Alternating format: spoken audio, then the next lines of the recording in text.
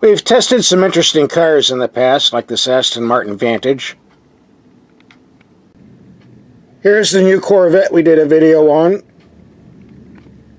Then back in October, we drove the Acura NSX. Not a bad deal for $200,000.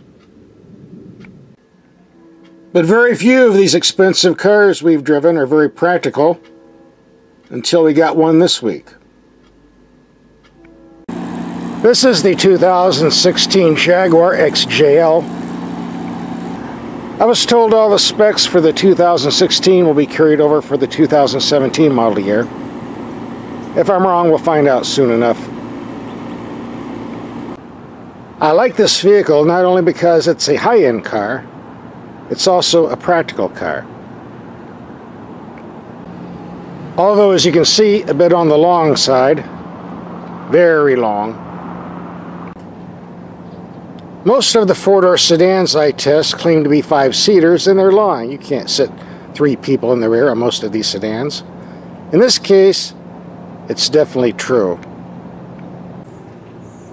You can definitely fit 5 people in this car, and definitely 3 in the second row seating. If you like going to the drive-in theaters and want a back seat where you can get acquainted with your date a lot better, I think this will work out just fine for you. Not that I would do that. And they shipped this all the way from New Jersey, just for you and me. Lucky us. As always with my videos, we're going to take these headlights out in the dark and see how they perform. Also, this particular XJ had the optional heated front windshield. You can't see it on camera, but there are hundreds and hundreds of very fine lines where the heating element works. We'll be testing that at night also to see if there's any light distortion involved. It's dark enough, we'll take these headlights out and see how they do in the dark. Here we have the low beams on a wall 100 feet away.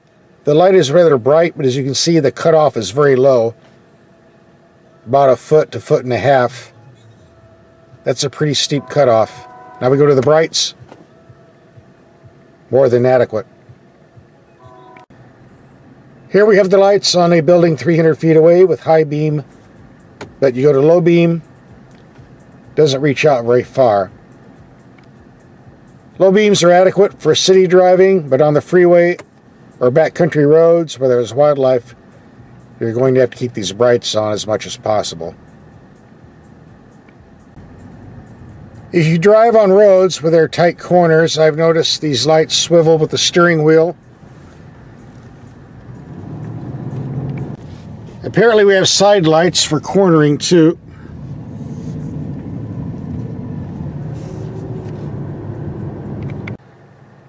I told you earlier in the video, this windshield is heated, has lots of fine lines from the heating elements that can cause slight light distortion. If you zoom in here and you look left to right, you can see the fine lines from the distortion. No big deal. Just takes a day or two to get used to it. Otherwise, the lights and the view of the windshield are just fine. Now that we're done covering the lighting, it's time to look under the hood. The base engine is a 3.0 liter V6, a supercharged V6, putting out 340 horsepower, a claimed 0 to 60 time of 5.7 seconds, a claimed mileage of 18 to 27 mpg, and that will start at $74,000. This car had the optional 5.0 liter V8, putting out 470 horsepower, a 0 to 60 claim time of 4.9 seconds, an EP rating of 15 to 23 mpg, with an average of 18 mpg. This will start at $95,000. If you have $120,000 laying around, there's also the 555 horsepower V8, but there aren't any in the test fleet, so they couldn't send me one. But I think I'll be happy with this choice. How fast do we need to go, right?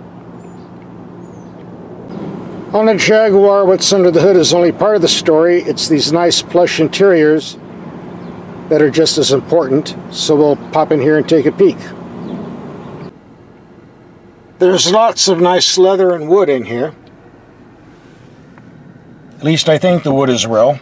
Every time I say the wood is fake in a car, I get lots of emails saying, no, it's real wood, so we'll just say it's real wood. Lots of nice suede on the roof.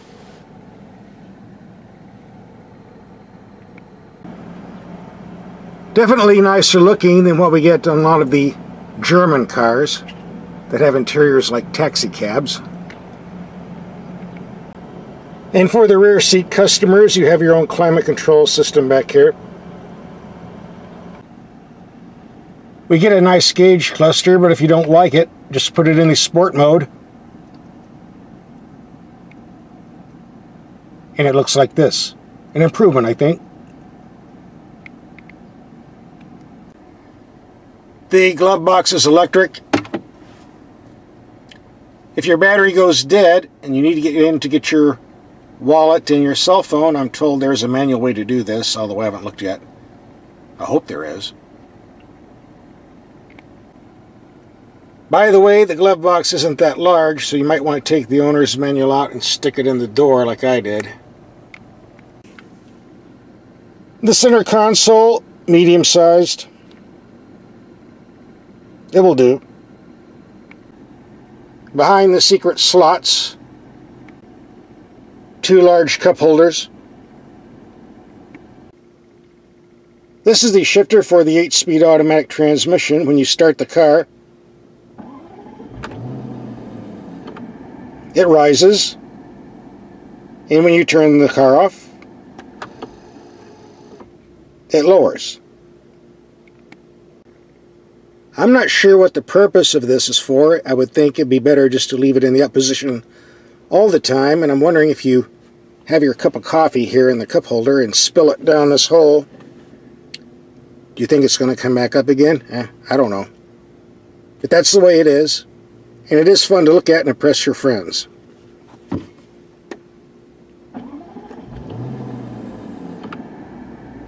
So be it. By the way, if you like shifting for yourself manually, there are paddle shifters on the steering wheel, which means they're located where they do belong, not on the steering column like other brands where they do not belong. Paddle shifters are far easier to reach on the steering wheel, and these are very simple to use. The sound system, well, it does have a volume control knob, thank you very much. And it does sound great, no complaints there.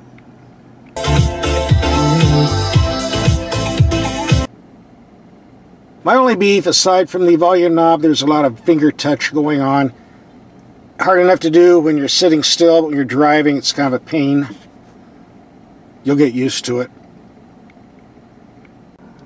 There's also a learning curve on this trip computer system, where I've been trying to get the fuel economy and the miles traveled. Been messing with this for 2 days, still can't get it to work the way I want. I just might have to stoop reading the owner's manual. Well, we'll see. These power seats have about 1 jillion adjustment possibilities. When you find the one you're comfortable with, I seriously recommend you program it in the memory system. If not, you're going to have a long, long journey trying to find that setting again. But if you like seats that are soft and plush, you will not be disappointed here.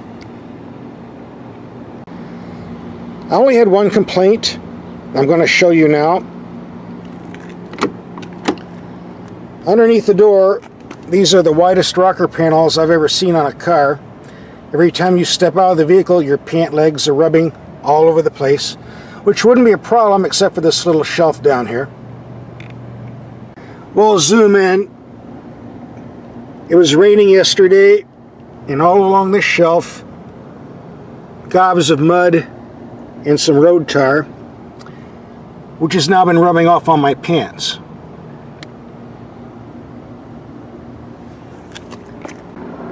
Now, getting this debris on my pants wasn't that big a deal because most of the week I've been wearing my jogging pants. But for women out there who dress like Hillary Clinton with those pantsuits, especially in the color white, you want to keep this clean or you're going to be wearing the dirt. As for me, I'm going to be dressing up for a lot of Christmas parties this week, so I'm going to keep a bottle of Windex and paper towels in the trunk to keep this clean. You might want to as well. Okay, enough about the specs. Time to do some driving. As far as I'm concerned, a luxury car cannot be called a luxury car unless it has a smooth ride. No smooth ride, it's not a luxury car. So that eliminates about half the German cars on the market. And a lot of the high-end Japanese cars too. So we're going to take this on some speed bumps, and usually I do it around 20 to 25 miles per hour. We'll try this at 30 miles per hour. By the way, these are pretty big tires and wheels, so we might hear some thumping noises, but as long as it doesn't find its way in the cabin, yeah, who cares, right?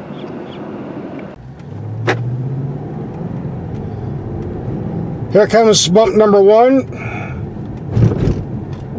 Pretty smooth. Bump number 2. Tires are thumping, but I don't feel it. Number 3. And here comes the nasty one.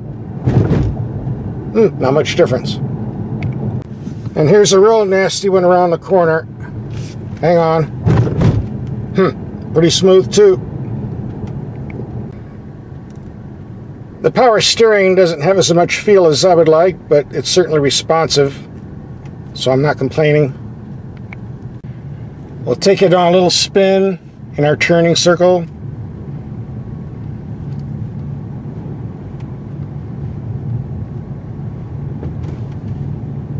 Not bad considering the soft ride. I haven't taken my stopwatch out to verify the 0 to 60 in 4.9 second time yet, but having driven the Dodge Challenger SRT as of late, which did 4.7 for sure, I don't find this any slower. Acceleration is not a problem.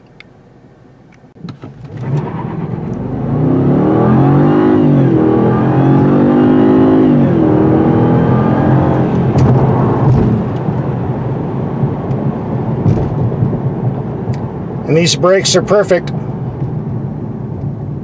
Good thing too. Hauling a lot of weight here. When driving in heavy city traffic, this long beast is rather hard to maneuver in between cars, but on the positive side, it's very smooth and very quiet. And we're going to be taking this out for some very long highway trips soon. We're just finishing a 300-mile highway trip. We're going to pull over and see what the fuel economy is. We just finished a 300-mile highway trip. I still haven't figured out how to get this to read the MPG on the computer. So, we used the old-fashioned pen and paper method where we divided the gallons into miles. And it came to 23.0 MPG. Exactly what it says on the window sticker. We'll be doing some more highway driving as this video progresses, by the way. This is our second fuel economy test on the freeway, approximately 250 miles. Stay tuned for the results. Okay, second highway trip, 15.7 gallons, just over 360 miles. My calculator says 22.9 mpg. So let's say 23. This is our third highway trip, and I figured we might as well take it somewhere nice. Like Laughlin, Nevada, where the wind's 80 miles an hour, blowing me off the road. And once again, the fuel economy on the freeway, going up and down the mountain grades, doing a lot of passing, was still 23 mpg. So I can't complain about that. If you're looking for a vehicle to take long highway trips, this is certainly it. Very smooth and quiet, very low wind noise, and you arrive comfortably at your destination regardless of how long you've been on the road. The only disadvantage I see with this XJ is when you try to fit this giant long Loch Ness monster in these little tiny parking spaces, especially the super tiny ones they have at casinos. It's a real chore fitting it in. That's where the side warning sonar and the rearview cameras come in handy. You definitely wouldn't want to be without this on the XJL. Comes in very, very handy.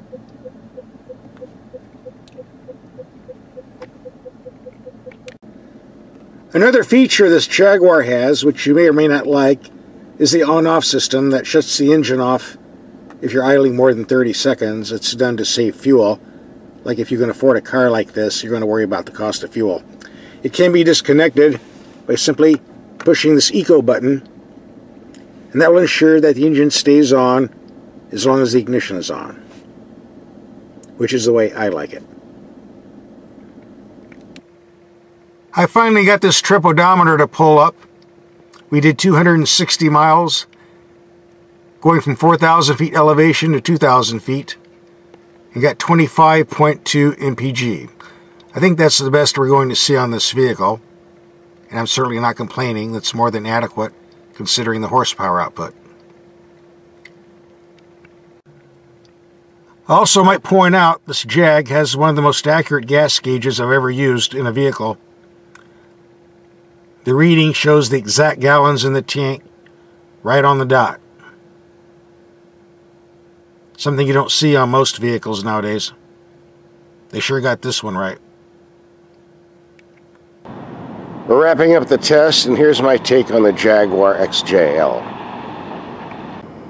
I'll cover the two gripes first. This dirt shelf has to go. It really wasn't a problem for me because it only rains here like 10 days out of the year. But it really needs to be redesigned. Who wants to buy a luxury car and get their pants dirty every time they step out? Come on, Jaguar, you need to change this. Number two, the programming for the trip odometer. It shows the fuel economy and mileage traveled. The navigation and the stereo programming are not easy to use. Even with the owner's manual, it took me about 5 days to figure everything out. We need a more user-friendly system, I think. So I'll deduct 5 points for that too. But as far as the rest of the car, no complaints at all, because number one, you have excellent, beautiful styling. They got lots of attention on the street. An absolutely gorgeous interior with all the leather and wood that you would ever want. Or should I say, a very roomy, nice interior. You can haul a lot of people in here. 3 high-performance supercharged engines that will give you all the passing power you'll ever need. One of the smoothest and quietest rides you will ever experience. Plus, Jaguar has done an excellent job of maintaining quality control on all of these new models. And for peace of mind, you get a 5-year, 60,000-mile warranty that covers all maintenance as well. So you're covered either way. The price tag of $75,000 to $125,000 isn't cheap. If you've been shopping for the upper Mercedes, BMW, Audi, and Lexus vehicles in this class, the price runs about the same. So if you're planning on test driving the German or Japanese luxury vehicles, make sure you put the Jaguar on your list before you sign on the dotted line. You might end up taking this one home instead of the others. I'm supposed to give this car back today, but wonder if I took off for a week or two, they get upset. Maybe track me down and throw me in jail? I'll have to think about this.